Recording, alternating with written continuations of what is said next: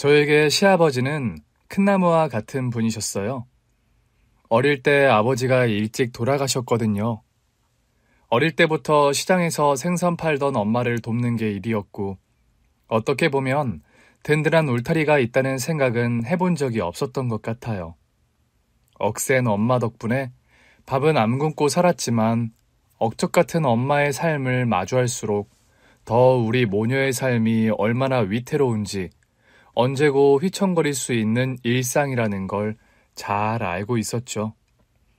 20살이 넘어 엄마를 도와 생선을 팔기 시작했을 때는 이제는 내가 엄마를 책임져야 한다고 생각했어요.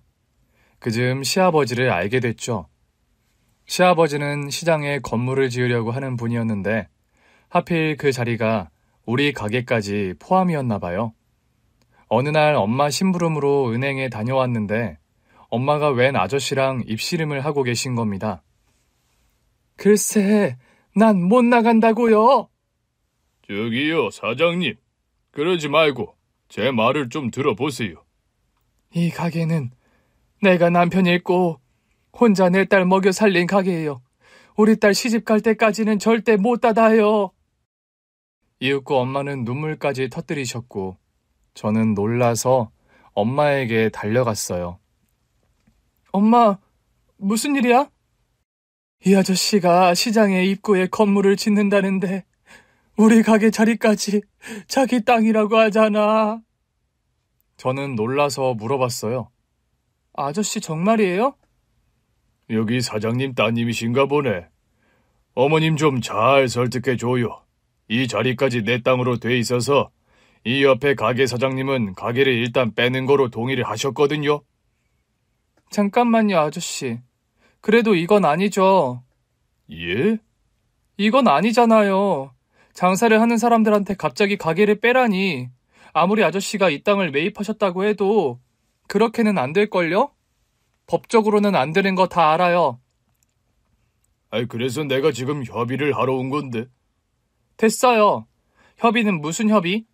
우리 엄마가 싫다잖아요. 당장 돌아가세요. 우리 장사해야 해요.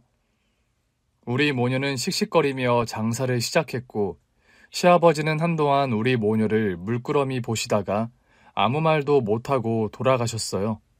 그러나 그 일로 엄마는 몸살을 앓기 시작했고 한동안 제가 혼자 장사를 했어요. 엄마는 나오겠다고 했지만 제가 말렸거든요. 언젠가는 혼자 해야 할 일이라고도 생각했기 때문에 이 악물고 장사를 하고 있는데 그 아저씨가 또 온 거예요. 그때 제가 칼로 생선 머리를 손질하고 있었거든요. 진짜 화가 머리 끝까지 나더라고요. 칼을 나무 도마에 콱 찍어놓고 말했어요. 아저씨 지금 뭐 하자는 거예요? 우리는 가게 못 뺀다고 했죠? 아가씨, 잠깐 내 얘기 좀 들어줄 수 있어요? 어머님은 아예 들어주시질 않아서 제대로 말을 못했어요. 그럼에도 공손하게 말씀하시는데 아예 모른 채는 못하겠더라고요. 돈 많아서 건물 지으셔서 좋겠네요. 근데 돈도 많으신 분이 이러는 건 좀 아니죠. 그러면서 다시 생선 손질을 시작했죠. 우리 어머니가 이 시장에서 생선 팔아서 저를 키우셨어요. 순간 깜짝 놀라서 손을 멈췄어요. 자식이 5이었는데 아버지가 일찍 돌아가시는 바람에 애 5을 혼자 키우셨죠. 어릴 때는 생선 냄새도 맡기 싫었는데 나이 먹으니 어머니가 생선 머리만 넣고 칼칼하게 끓여주시던 매운탕이 그렇게 먹고 싶어요. 이제는 돌아가셔서 먹을 수도 없지만 지금 생각해보면 끓여주실 때 감사히 먹을 걸 왜 그렇게 불평불만이 많았나 싶어요. 그러면서 코를 훌쩍이시는데 저도 모르게 그랬어요. 생선 파는 엄마 돈 애들은 다 그런가 보네요. 저도 싫었거든요. 그랬어요? 네, 애들이 저한테서 생선 냄새 난다고도 했어요. 그래서 뭐라고 했어요? 우리 엄마가 생선 장수니까 생선 냄새가 나지 그랬는데요. 똘똘한 아가씨였네. 나는 멍청해서 아무 소리도 못하고 옷을 빡빡 빨았었어요. 저도 앞에서는 큰 소리 쳐놓고 집에 와서 열심히 옷 빨았어요. 시아버지가 껄껄 웃으시더라고요. 팽팽했던 공기가 조금 느슨해지는 것 같았어요. 제가 긴장을 푸니까 그분이 말씀해 주시더라고요. 건물을 짓긴 할 건데 땅 양보해 주신 분들한테는 1층에 가게를 내드리려고 해요. 네? 장사 못하시는 기간 동안 보상금도 드릴 거고 건물 다 지으면 1층에는 가게도 내드리고요. 또 보니까 저 안쪽에 곧 자리가 2군데 난다고 하더라고요. 그 자리를 제가 임대해서 드릴 수도 있고요. 엄마가 이 얘기를 전혀 안 들으신 거죠? 예, 제가 건물 짓는데 이 땅이 내 앞으로 돼 있더라까지 말했는데 그 후로는 아예 안 들으시더라고요. 얘기를 구체적으로 듣고 보니 제가 죄송하더라고요. 제가 엄마한테 잘 말씀드려 볼게요. 저도 상황을 모르고 너무 못되게 군 것 같아서 죄송해요. 아니에요. 이게 삶의 뿌리일 텐데 내가 그걸 뽑으려고 하는 것 같으니 당연히 화가 나죠. 내가 아무리 이런저런 보상을 생각하고 있어도 지금껏 일궈온 가게가 사라지는 것도 사실이고요. 최대한 일상에 피해 안 가게 할 테니까 잘 좀 말씀드려 주세요. 그날 저녁, 집에 가서 엄마한테 모든 얘기를 전했더니 엄마가 인상을 팍 쓰시더라고요. 넌 그 사기꾼 말을 믿어? 진심 같던데. 약속하신 내용도 문서로 다 작성해 주신대. 난 못 믿어. 내가 시장 아줌마들한테 물어보니까 그냥 버티는 게 답이래. 그래서 무조건 버티겠다고? 버티면 절대 못 쫓아낸대. 엄마를 설득하는 사이 시아버지와 자주 만났어요. 엄마가 너무 완강해서 시아버지가 신뢰를 얻기 위해서 꽤 노력하셨거든요. 저는 그 사이에서 조력자 역할을 했죠. 엄마는 그런 저까지 비난하시기도 했어요. 이러다 된통 뒤통수 맞는다면서요. 사실 저도 겁이 안 나는 건 아니었는데 시아버지는 그때부터 이상하게 마음이 열리던 분이었어요. 다행히도 시아버지는 엄마가 말하던 사기꾼이 아니셨고 우리 모녀는 시아버지께 모든 보상을 받으면서 가게 자리를 옮겼어요. 엄마가 절대 그 사기꾼 건물 1층에 가게 낼 일은 없다면서 보상금을 받고 자리를 옮기는 거로 합의를 보셨거든요. 그렇게 일단락이 되고 난 뒤, 저는 그 아저씨를 볼 일이 없을 줄 알았어요. 그런데 그분이 저를 찾아와서 한 가지 제안을 하시더라고요. 1층에 가게 내줄 테니까 뭐라도 해볼래? 그 즈음에는 시아버지랑 많이 친해진 상태였어요. 저한테 말씀도 편하게 하시고 저도 안부 연락도 드리고 그랬거든요. 제가요? 어머니 생선으로 음식을 한다든지. 오, 그런 생각은 한 번도 안 해봤는데. 어머니랑 같이 장사하는 것도 좋지만 넌 젊잖아. 가게 운영해도 잘할 것 같은데. 엄마한테 그 얘기를 전했더니 엄마가 그제야 그분을 사기꾼으로 보던 시선을 좀 바꾸시더라고요. 그 양반, 너한테 왜 이렇게 잘하는 거야? 엄한 생각하는 거 아니야? 엄한 생각? 와이프 있대? 그런 건 물어본 적 없는데. 다시는 연락하지 마. 돈으로 너 구슬려서 제가 할 생각일지 누가 알아. 엄마의 말을 듣고 나니 설마 싶더라고요. 혹시나 해서 여쭤보니 아내랑은 몇 년 전에 사별을 하셨다는 거예요. 어쩌면 이번에는 엄마 말이 사실일 수도 있겠다 하는 생각도 들더라고요. 그러다 마침 그분이 저를 집으로 초대하신 겁니다. 자기 생일인데 한번 와주겠냐면서요. 온몸에 소름이 돋더라고요.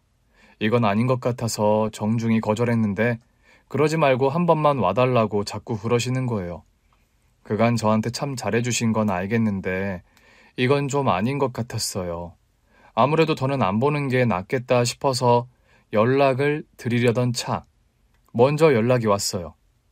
우리 집이 불편하면 식당에서 보자.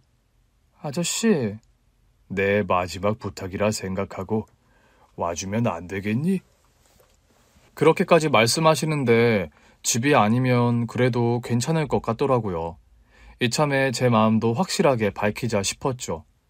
그런데 식당 안에는 아저씨와 함께 웬 멀끔한 젊은 남자가 앉아 있었어요. 알고 보니 그 아저씨의 아들이었죠. 우리 아들이랑 인사 한번 시키고 싶어서 내가 고집 좀 부렸어. 미안해. 그때까지만 해도 반신반의했어요. 제가 왜 아저씨 아들한테 인사까지 해야 하는데요? 설마 이 다 큰 남자가 내 아들이 되는 건 아니겠지 하면서요. 우리 아들 어때? 네? 아저씨 아들이 왜요? 보기에 어떠냐고. 왜 그런 걸... 보기엔 뭐 괜찮아요. 근데 그런 걸 왜 물으세요? 왜긴 내가 너랑 선보게 하려고 그러지. 네? 놀라서 아저씨 아들을 보는데 그 아들도 멋쩍게 웃더라고요. 아버지가 하도 칭찬을 하셔서요. 그런 여자는 세상에 2명은 없다고 꼭 한번 만나보라고 하셨어요. 저를요? 결과적으로 남편에게 먼저 꽂힌 건 저였어요. 같이 식사를 하는데 살뜰하게 저를 챙겨주더라고요. 그거 매너인 줄도 모르고 가슴이 설렜는데 먼저 연락이 안 오는 거예요. 참다 먼저 연락했더니 그 사람이 당황하는 게 느껴졌어요. 또 보자고요? 그렇게 묻는데 이 남자는 나한테 호감이 아니었구나 싶더라고요.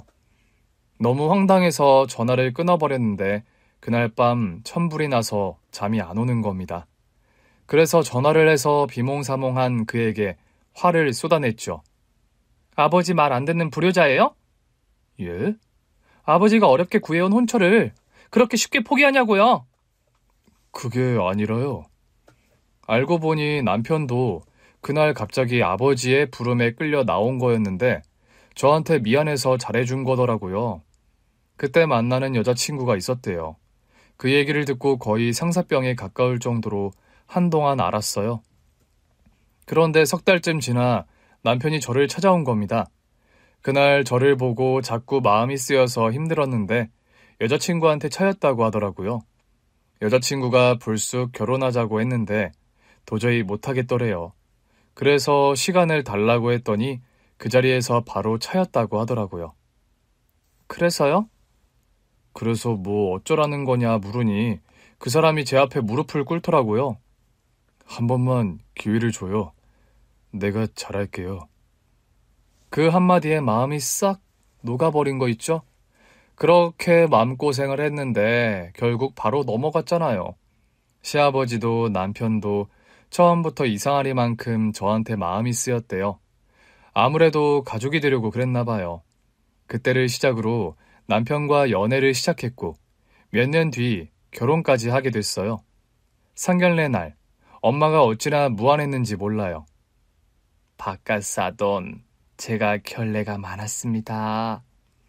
그런 말씀 마세요. 덕분에 제가 귀한 며느리를 얻었습니다. 그냥 덥석 제 제안을 받아주셨으면 제가 우리 며느리를 만날 일도 없었을 거 아니에요. 그렇긴 한데 제가 너무 억척스럽게 굴어서. 혼자 자식 키우는 엄마니까요. 억척스럽지 않으면 이 모진 세상에서 혼자 애를 어떻게 키워요? 저희 어머니도 그러셨어요. 다 이해합니다. 시아버지의 위로에 엄마도 참아왔던 눈물을 쏟으시더라고요. 우리 딸한테는 말을 못해서 그렇지. 사기도 많이 당했어요. 남편 없다고 어찌나 괄시하고 속여 먹이려고 하는지. 그래서 더 예민했습니다. 앞으로 제가 따님도 사부인도 잘 챙기겠습니다. 저까지는 신경 안 쓰셔도 돼요. 그저 우리 딸만 잘 살면 됩니다. 그렇게 결혼을 하고 얼마 안 가 임신을 하면서 바깥일은 그만하게 됐어요. 시아버지께서 제 바깥일을 금지하시기도 했고요. 애 낳고 몸 회복된 뒤에 네가 다시 하고 싶다고 하면 언제든 가게 차려줄 테니까 지금은 무조건 쉬어. 쉬면서 맛있는 거 많이 먹고. 하여튼 아버님도 남들이 보면 유난이라고 할걸요? 유난 좀 떨면 어때? 내 며느리인데 무조건 쉬는 거야. 알겠지? 시아버지는 엄마를 따라 억척스럽게 살아온 제 삶을 늘 안쓰러워하셨어요. 남편도 마찬가지였고요. 그런 두 남자의 보호 아래 행복한 임신기를 보낸 것도 잠시 남편에게 병이 발견되고 말았어요. 출산을 한 달 앞두고 있던 때였죠. 아들이 태어났지만 남편은 아들이 걷는 것도 보지 못한 채 세상을 떠났어요. 병이 빠르게 진행되면서 예상한 부분이긴 했지만 받아들이기는 참 어려운 비극이었죠. 시아버지는 저에게 면목이 없다고 하셨어요. 내가 널 괜히 우리 애한테 소개했나 보다. 내가 널 또 외롭게 만들었구나. 아버님, 그런 말씀 마세요. 아버님 덕분에 사랑하는 남편도 만났고 우리 아들도 낳았잖아요. 걱정할 거 없다. 내가 너 걱정 없이 아들만 키울 수 있게 해주마. 저는 괜찮다고 했는데도 시아버지는 제가 아들만 키우면서 편하게 살 수 있게 모든 걸 지원해 주셨어요. 우리 아들도 할아버지를 아빠처럼 따랐고요.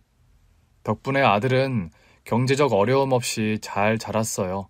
시아버지께서 때때로 낚시도 데리고 가시고 고향에 경조사에도 데리고 다니셔서 아들은 아버지의 부재를 크게 느끼며 자라진 않았던 것 같아요. 그러다 할아버지가 돌아가신 뒤로 아들은 할아버지에 대한 그리움을 많이 느끼는 듯 했어요. 결혼하고는 더 그랬죠. 한 번씩 할아버지를 안장한 시골 선산에 할아버지가 쓰시던 차를 끌고 한 번씩 왔다 갔다 하더라고요. 아들에게도 아버지 같은 할아버지셨으니 오죽할까 싶었어요. 시아버지가 돌아가신 뒤 저는 다시 장사를 시작했어요. 시아버지께서 돌아가시고 재산을 정리해보니 빚이 더 많더라고요.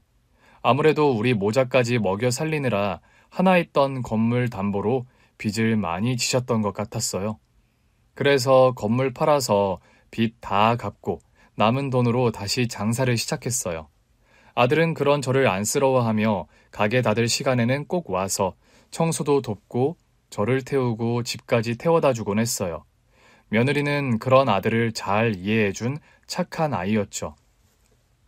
그날은 곧 시아버지 기일이라 아들이 선산에 갔다가 저를 데리러 오겠다고 하더라고요. 그래서 가게에서 기다리고 있었는데 올 때가 됐는데 연락도 없고 이상한 겁니다. 가게 앞을 서성이던 그때 며느리에게서 전화가 왔어요. 아들이 교통사고를 당했는데 차를 받은 사람들을 구하다가 세상을 떠났다고 하더라고요. 병원으로 가서 세상을 떠난 아들의 신원을 확인하는데 아들이 구했다는 할아버지가 제 앞에 와서 무릎을 꿇더라고요. 죄송합니다. 우리 때문에 아드님이. 죄송하다는 말도 듣고 싶지 않아서 그냥 지나가 버렸어요. 그 후로도 한 번씩 연락을 해오는데 다 무시했죠.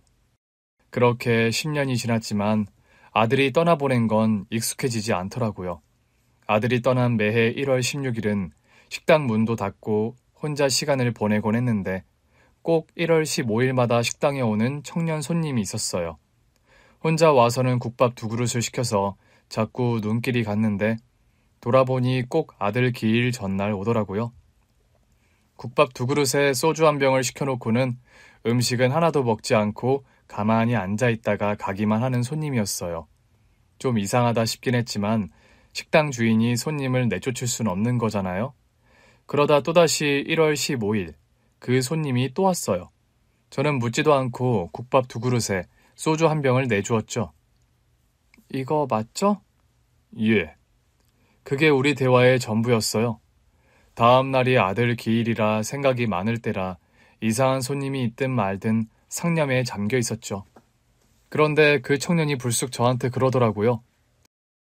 사장님, 이제야 밝힐 용기가 나네요. 조금 있다가 어떤 여자가 올 겁니다. 꼭 받아주세요.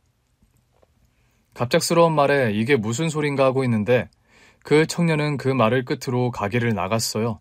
그리고 조금 뒤 정말로 의문의 여자가 가게 안으로 들어오는 게 아니겠어요? 누구세요? 안녕하세요. 잠시 말씀 좀 나눌 수 있을까요? 아까 웬 청년이 조금 있다가 여자가 올 거라고 했는데 그분이세요? 네, 맞습니다. 저는 일단 그 여자와 마주 앉았어요. 대체 누구세요? 아까 그 청년은 누구고요? 그 여자분이 저한테 명함을 내밀더라고요. 비서? 네, 저는 대표님 비서입니다. 대표님 지시로 왔어요. 무슨 대표요? 아까 보신 분이 저희 대표님이세요. 네? 아니, 그런데 왜 여기까지 와놓고 본인이 말을 안 하고. 비서가 난처한 얼굴로 저를 보더라고요. 대표님께서 고민이 많으셨습니다. 어떻게 오늘 떼야 할지 엄두가 안 나시는 것 같았어요. 엄두가 안 난다고요? 그때였어요. 문이 열리고 정장을 차려입은 남자가 들어왔어요. 설마 싶어 보는데 아까 왔던 그 청년이 맞더라고요. 아까는 정장 안 입고 있었던 것 같은데. 그런데 갑자기 그 청년이, 아니 그 대표라는 사람이 제 앞에 무릎을 꿇는 게 아니겠어요? 아니 갑자기 왜 이러세요? 아무리 생각해도 비서에게만 맡기는 건 아닌 것 같아서요. 저 보시면 불쾌하실까봐 비서한테 부탁했는데 제가 직접 하는 게 맞는 것 같습니다. 비서도 자리에서 일어나더니 그 대표 뒤에 서더라고요. 저는 아드님께 목숨을 빚진 사람입니다. 예? 아드님께 목숨을 빚졌고 그 덕분에 이만큼 살아왔습니다. 순간 정신이 번쩍 들더라고요. 그게 무슨 소리예요? 10년 전 우리 아들 그 사고 말하는 거예요? 예. 그 사고 때 우리 아들이 구해준 사람은 할아버지였는데? 정확히는 저희 할아버지를 구하고는 괜찮았어요. 근데 저를 구하다가 2차 사고가 나는 바람에 돌아가셨죠. 그러고 보니 경찰이 사고 경위를 설명해 줄 때 아무것도 제대로 듣지 못했다는 사실이 떠오르더라고요. 솔직히 그땐 저에겐 아들이 세상을 떠났다는 것 외에는 중요한 게 아무것도 없었어요. 내 아들이 세상을 떠났다는데 다른 건 아무것도 들리지 않았어요. 저희 할아버지도 계속 사장님께 연락을 드리려고 했다는데 안 받아주셨다고 들었습니다. 저도 모르게 한숨이 나오더라고요. 갑자기 무슨 일이에요? 내 속 또 뒤집으려고? 이제 겨우 좀 진정돼서 사는데 갑자기 이게 무슨 날벼락이냐고요. 어쩐지 이상하다 했어. 우리 아들 기일 전날마다 자꾸 와서 먹지도 않는 밥을 시키고 국밥은 왜 2그릇씩 시킨 거예요?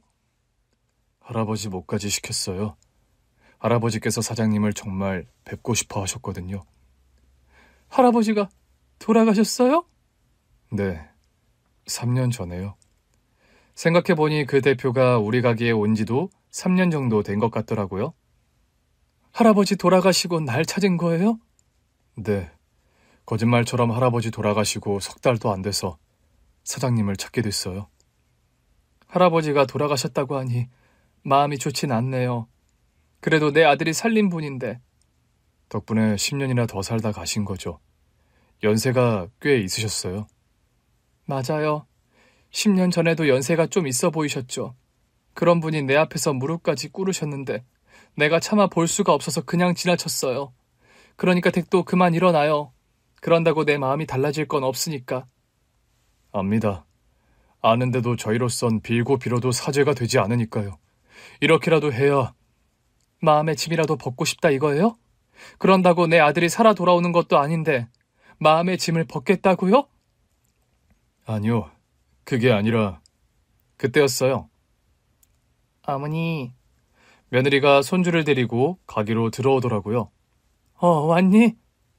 다음 날이 아들 기일이다 보니 며느리랑 손주가 저를 데리고 가겠다며 가게에 들르겠다고 했어요.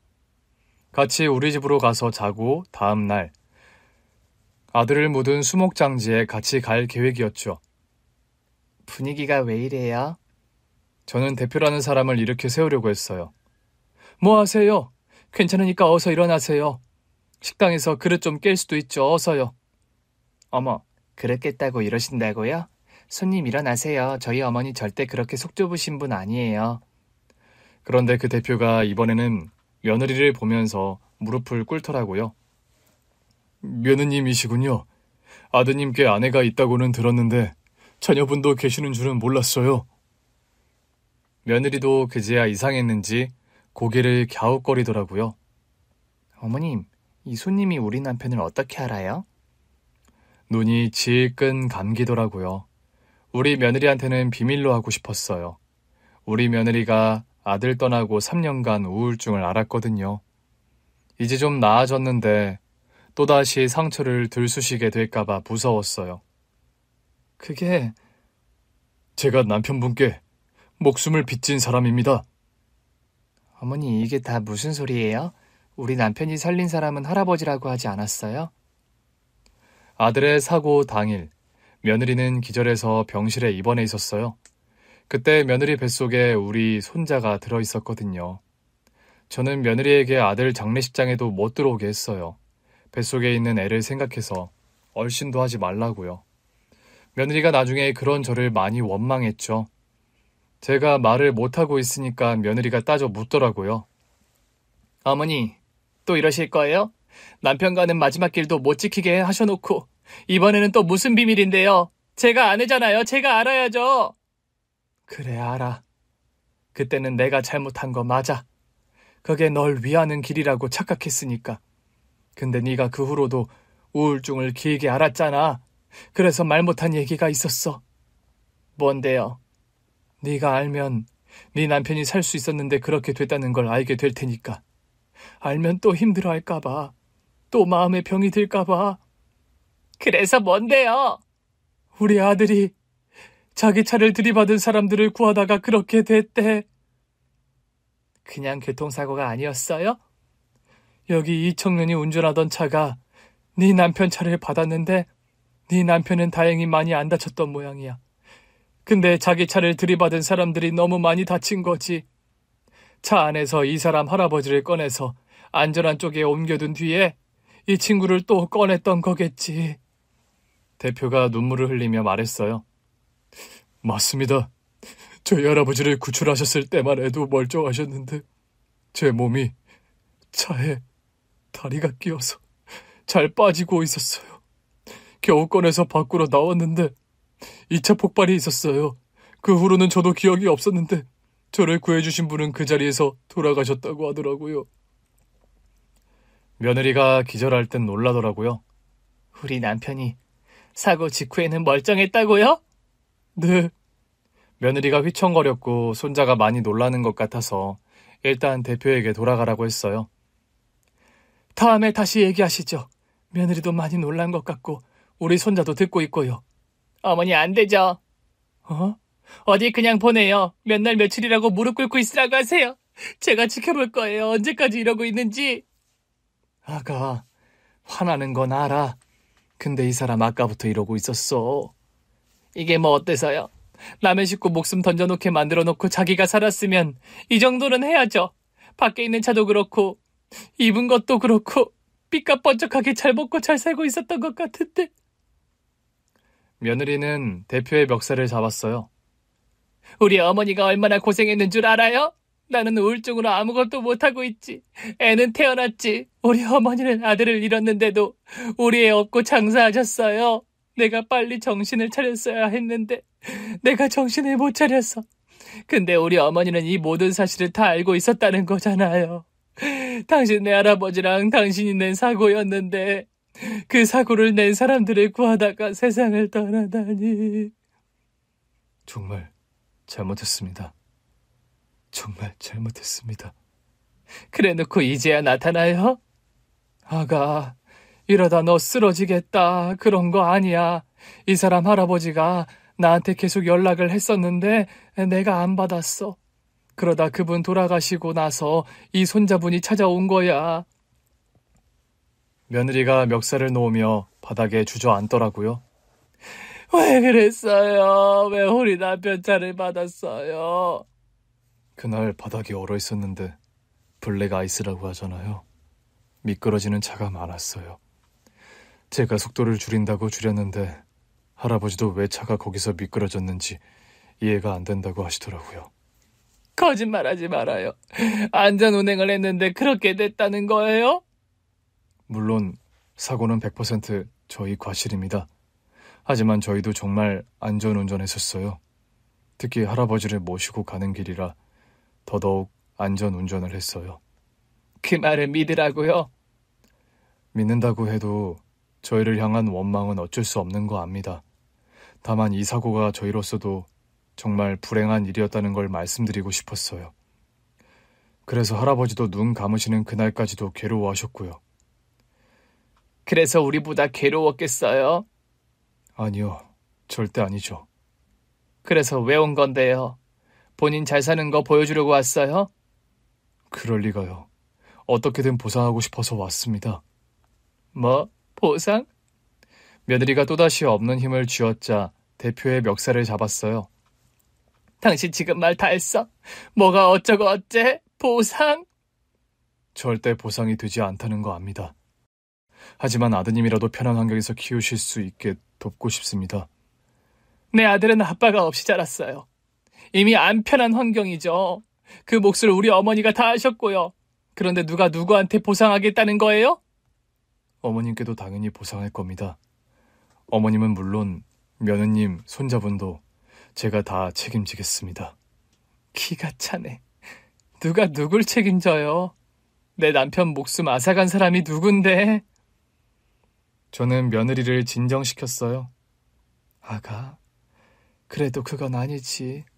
이분도 일부러 그런 건 아니잖아. 어머니는 용서가 되세요? 안 돼. 당연히 안 되지. 그렇다고 이 사람이 네 남편을 해친 건 아니잖아. 나도 용서가 안 돼서 그냥 가라고 했지만 그렇게 몰아갈 순 없어. 그 사고는 이 사람들한테도 불행했던 일이 맞지. 평생 맘 편히 다리 한번 못 뻗었을 테니까. 그걸 어떻게 알아요? 우리 앞에서나 이러는지. 그렇다고 해도 어쩌겠니. 우리 아들이 살리고 싶었다는데. 나도 10년 전에는 누굴 살렸든 말든 알고 싶지도 않았어. 근데 지금 생각해보니 이 사람들을 살리고 싶었던 우리 아들의 마음을 전혀 생각해보질 않았더라고. 나라도 그 자리에 있었다면 도우려고 했을 것 같아. 며느리가 소리를 내 울기 시작했어요. 그 모습을 보는데 저도 눈물이 절로 나더라고요. 무릎을 꿇는 대표도 눈물을 뚝뚝 떨어뜨리고 있었고 지켜보던 비서라는 여자도 눈물을 훔치더라고요. 우리 손자만 어리둥절한 얼굴로 우리 모두를 보고 있었어요. 저는 손자를 꼭 안으며 말했습니다. 아무튼 다음에 다시 봅시다. 오늘은 우리 손자 때문에라도 들어가 봐야겠어요. 다시 오겠습니다.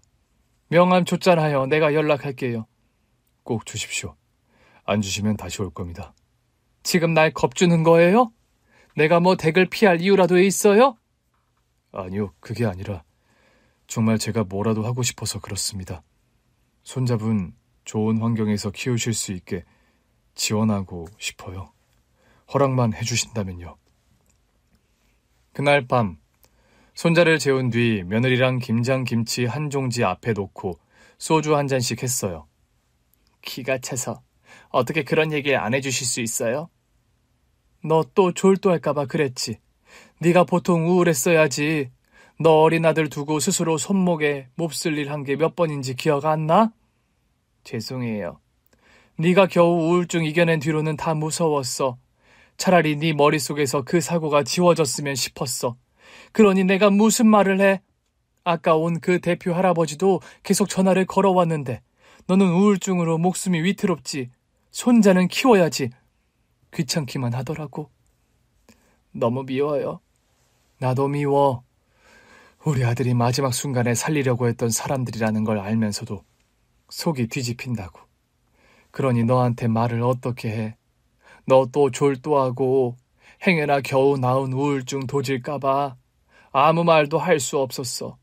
이제야 마음 잡고 아들 키우는 재미로 사는데 나는 그 꼴은 2번은 못 본다. 네가 다시 우울해서 손목에 몹쓸 일 하고 그러는 거 2번은 못 봐. 그건 제가 정말 잘못했어요. 2번 다시는 안 그래요. 저 이제 진짜 괜찮아진 거 아시잖아요. 우리가 그 시간을 이겨내는데 얼마나 힘들었니. 나는 보상이고 뭐고 그 시간을 반복하고 싶지 않다. 저 사람들 다시 보면서 너 또 힘들어하고 나도 힘들고 2번 다시는 하기 싫어. 그럼 어떻게 처리하실 건데요? 다시는 오지 말라고 해야지. 다음 날 저는 며느리 손자와 아들의 수목장지에 다녀왔어요. 그리고 다음날 바로 그 대표에게 연락했죠. 나 그 식당 사장인데요. 아, 네, 안녕하세요. 바로 연락해 주셨네요. 감사합니다. 대표님께서 기다리고 계셨어요. 그 대표님 좀 볼 수 있을까요? 내가 오늘 가게를 쉬거든요. 아, 오늘이요? 밤늦게라도 괜찮으니 시간 되실 때 연락 좀 달라고 말씀 전해주세요. 네, 전화하긴 할 텐데 오늘은 중요한 외부 미팅이 있어서 어려울 수도 있습니다. 그래요. 그렇게 끊었는데 30분도 안 지나서 그 대표에게서 직접 전화가 왔어요. 바로 가겠습니다. 어디서 뵐까요? 많이 바쁜 것 같은데 내가 갈게요. 아닙니다. 제가 근처로 가겠습니다. 집 근처 카페로 오겠다기에 그러라고 했어요. 나갔더니 벌써 와 있더라고요. 비서 말이 오늘 일과가 바쁘시다던데. 제가 열심히 일해서 성공하고 싶었던 이유는 딱 하나였어요. 사장님 가족분들께 보상하는 거요. 그 목표를 못 이룰 것 같으면 회사가 아무리 성장해도 의미가 없죠. 무슨 그렇게까지. 저 진심입니다. 제가 더 잘 돼서 뭐라도 해드리고 싶었습니다.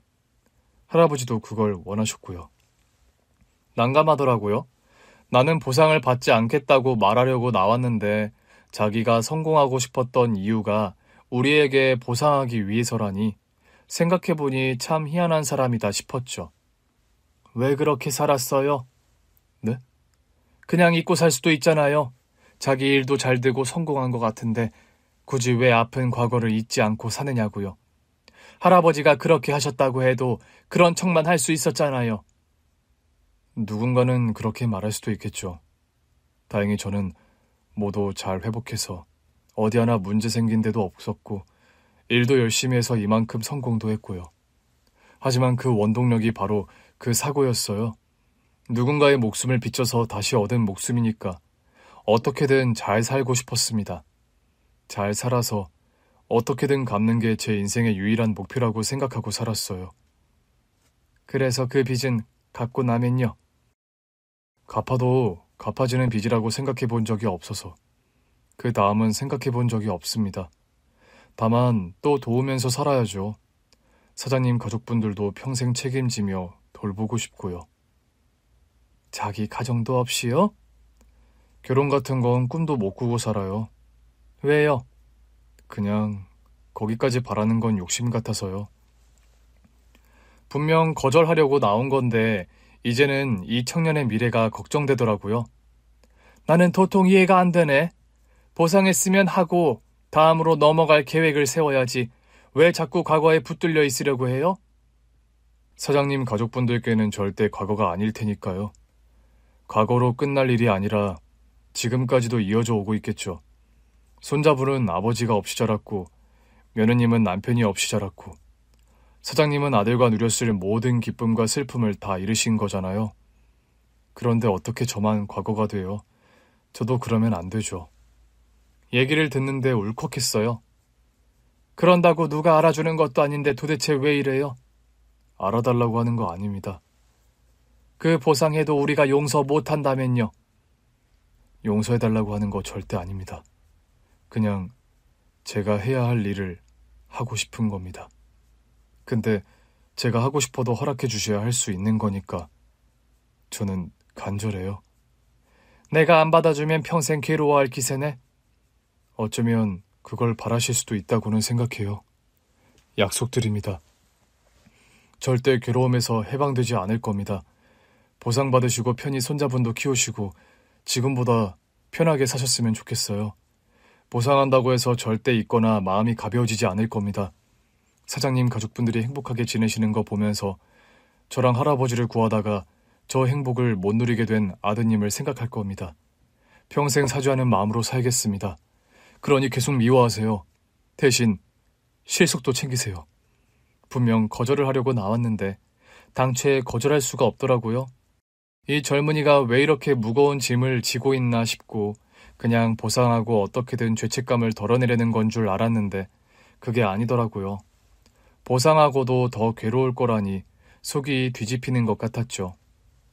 할아버지가 속 좀 썩으셨겠네. 네?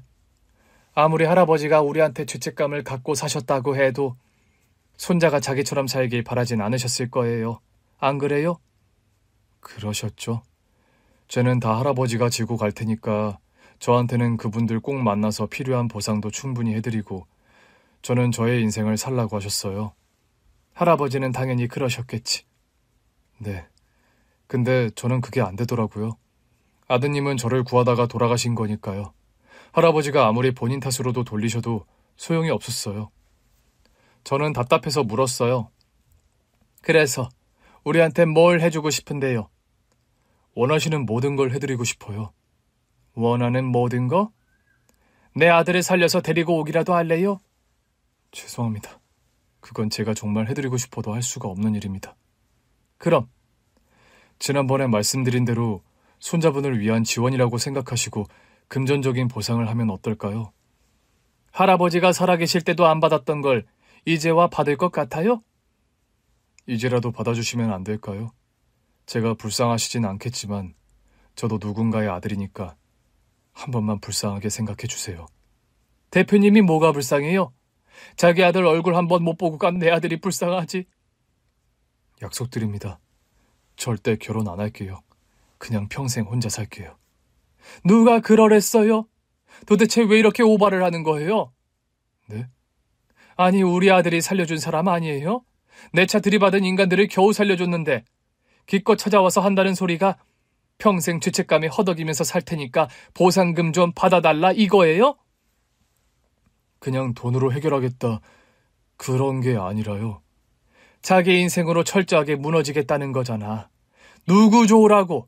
우리가 그런 사람들로 보여요? 내 아들이 목숨 바쳐 살려서 꼴 보기 싫으니까 당신 인생도 망가지길 바라는 사람들로 보이냐고요? 저를 보는 게 힘드신 거 아니었어요? 힘들죠. 겨우 잊은 10년 전에 그날이 자꾸 떠오르니까 힘들죠. 내 아들이 이 세상에 없다는 걸 10년이 지나도 못 받아들였는데 그 사고가 다시 떠오르니까 내가 겨우 견딘 10년이 사라지는 것 같아서 힘들어요. 내가 대표님을 보기 힘든 건 그래서라고요. 우리 며느리도 마찬가지고 사실 우리 보상 안 받으려고 했어요. 사장님, 제발. 대표님 괴롭히려고 그러는 게 아니라 그 돈으로 먹고 살면 또 10년 전 그 사고만 생각날 것 같아서 내 아들 목숨값으로 이렇게 먹고 사나 생각될 것 같아서. 그럼 제가 어떻게 하면 좋을까요? 제 이름이나 제 생각이 아예 안 나게 할 방법을 찾아볼까요? 참 단순해서 좋으시겠네. 사장님, 저 머리가 복잡해도 너무하게 복잡해서 늘 힘든 사람인데요. 그럴 테지. 예?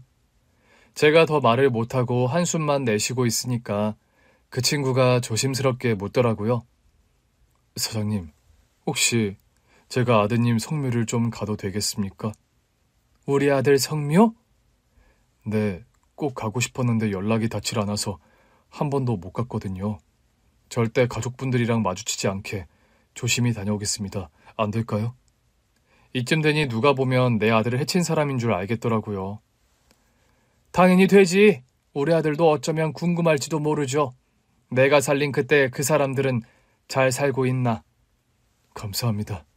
할아버지도 꼭 가고 싶다고 하셨는데 제가 할아버지 목까지 대신 다녀오겠습니다. 성묘를 다녀와도 좋다는 말에 활짝 웃는 모습이 참 보기 좋더라고요. 그럼에도 시간이 약인 건지 젊은 사람이 너무 무거운 짐을 지고 있는 게 안쓰러워서 그랬던 건지 저는 결국 보상을 승낙하고 말았습니다. 그래요. 어디 한번 그 보상 거하게 받아봅시다. 후회하지 말아요. 준다는 거 다 받을 테니까. 그 대표가 놀라서 눈물까지 흘리더라고요. 진심이십니까? 진심이죠. 주겠다면서요. 왜요? 막상 받는다고 하니까 손 떨려요? 아니요, 절대 그런 게 아니고요. 안 믿겨서요. 저는 다 준비돼 있습니다. 그래요, 해줘봐요, 어디. 대신 나하고 하나만 약속합시다. 네, 뭐든 말씀해 주세요. 제가 무조건 지키겠습니다. 무조건이라고 했죠? 네. 보상 받을 테니까 우리 아들 기일에 우리 집에 와요. 네? 혼자 슬퍼하고 혼자 감당하면서 살지 말고 그냥 우리 집에 와서 같이 하자고. 물론 이건 우리 며느리도 설득해야 하는 거긴 한데 와요. 그냥 와서 서로 물고 뜯더라도 같이 이겨냅시다. 생각해보니 대표님은 내 아들을 잃은 슬픔을 유일하게 공감할 수 있는 남이잖아요. 내 가족 외의 사람. 네, 내가 화를 잘못 내고 있었던 것 같아요. 그냥 모든 게 다 원망스러워서 그랬어요. 사고를 낸 건 제가 맞잖아요. 길이 미끄러워서 차가 미끄러진 걸 어떡하겠어요. 나도 경찰한테 들었던 말이 다 기억나요. 속도는 아주 느린 상태였다고. 과속하다가 난 사고는 아니라고 하더라고요. 사고 낸 운전자에게도 불행한 사고다 그랬는데 내가 그때도 그 경찰한테 그랬을 거예요. 지금 누구 앞에서 불행을 운운하느냐고. 당신들 미친 거냐고요. 눈에 뵈는 게 없었어요. 돌아보니 지난 10년 내내 그랬네요. 제가 죄송합니다. 제가 사고만 안 냈어도. 이렇게까지 스스로 자책하며 살고 있을 거라곤 생각 못했어요. 다들 그러잖아요. 내일 아니면 결국 다 잊고 살잖아요. 그럴 거라고 생각하니까 나도 며느리도 더 힘들었던 것 같아요. 이제는 내가 며느리도 설득해 볼게요. 그러니까 우리 같이 이겨내 봅시다. 며칠 뒤 며느리를 집으로 불렀어요. 어머니, 그 대표는 만나보셨어요? 내내 연락이 없으셔서 이상하다 하던 중이에요. 만났어. 잘 마무리하신 거죠? 절대 보상을 핑계로 속편하게 살게 해주고 싶지 않아요. 아가, 네. 우리 같이 이겨내 보는 건 어떨까? 뭘 같이 이겨내요? 그 청년 말이야. 보상해주고 죄책감을 털어내려는 게 아니더라고. 보상해주고도 평생 결혼도 안 하고 살겠대. 그게 무슨 뜬금없는 소리예요? 자기는 우리한테 보상해주고 싶어서 열심히 살았다고 하더라고. 그래서 보상하고 나면 뭐 할 거냐 그러니까 그냥 평생 보상하면서 죄책감 속에서 살겠다고 하더라.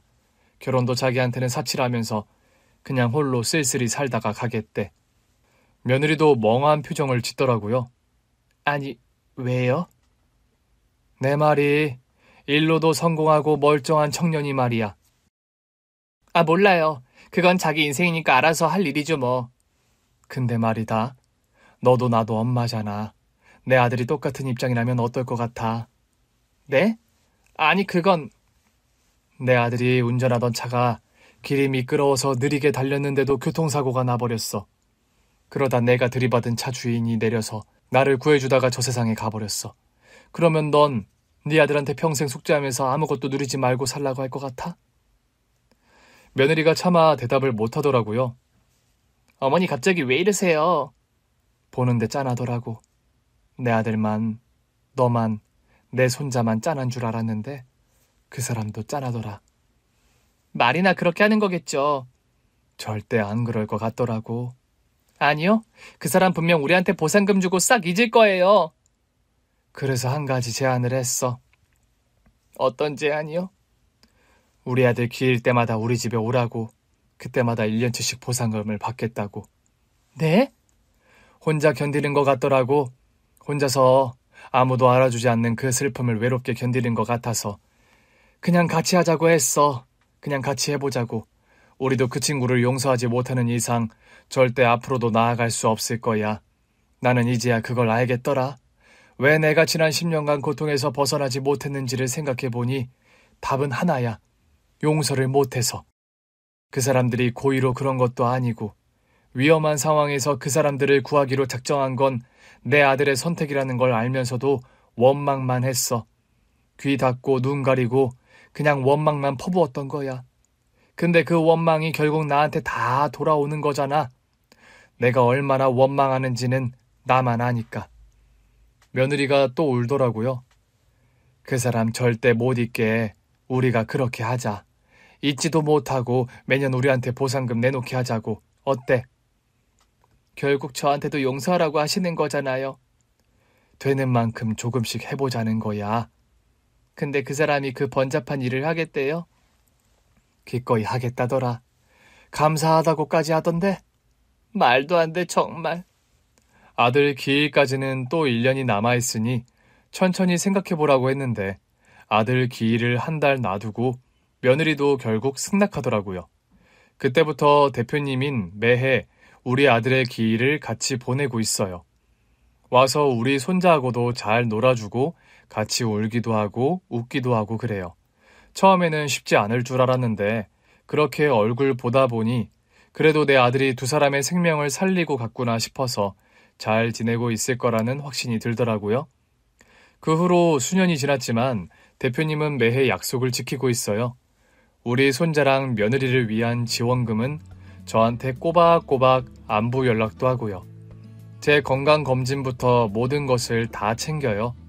진즉에 받아줄 걸 싶더라고요. 이제야 제 마음이 조금 편안하네요. 그렇다면 우리 아들도 이제 좀 편안해진 게 아닐까 싶을 때가 있어요. 좋은 마음으로 살려고요. 우리 며느리도 손자도 잘 살아야 하니까 누구보다 제가 좋은 심보로 살려고요. 오늘 준비한 사연은 여기까지입니다. 재미있게 들으셨다면 구독과 좋아요, 알림 설정까지 눌러주세요. 그럼 저는 다음 사연으로 찾아뵐게요. 오늘도 건강하고 행복하세요.